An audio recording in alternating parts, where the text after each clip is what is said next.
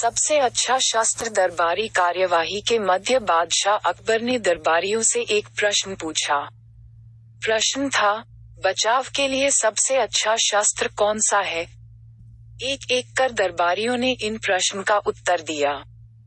किसी ने तलवार कहा, तो किसी ने भाला, किसी ने तीर कमान कहा, तो किसी ने चाकू। जब बीरबल की बारी आई, तो वह बोला, जहां पनाह, मेरे विचार से मुसीबत में जो हाथ में हो, वही सबसे अच्छा शस्त्र होता है। बीरबल का उत्तर सुन दरबारी उसका मजाक उड़ाने लगे। अकबर भी उसके उत्तर के संतुष्ट नहीं हुए। बीरबल उस दिन तो अपमान का घूंट पीकर रह गया, लेकिन अपनी बात सही साबित करने का मौका बहुत जल्द उसके हाथ लग गया। बादशाह अकबर अक्सर भेष बदलकर नगर भ्रमण पर निकला करते थे। बीरबल भी उनके साथ ही होते थे।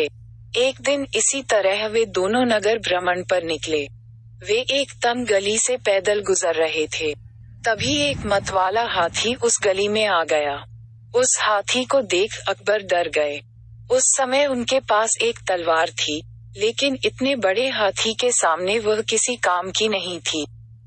उन्हें अपने बचाव का कोई रास्ता नहीं सूझ रहा था। गली इतनी तंग थी कि वहां से भाग पाना लगभग नामुमकिन था। उस गली में एक किनारे पर एक छोटा सा पिल्ला बैठा हुआ था। जब बीरबल की नजर उस पर पड़ी, तो उसने उसे उठाया और हाथी के ऊपर फेंक दिया। इस तरह हाथी के ऊपर उछाल दिए जाने पर पिल्ला डर गया। उसने हाथी की सूंड को कसकर पकड़ लिया। पिल्ले की इस हरकत पर हाथी भी घबरा गया और अपनी सूंड झटकने लगा।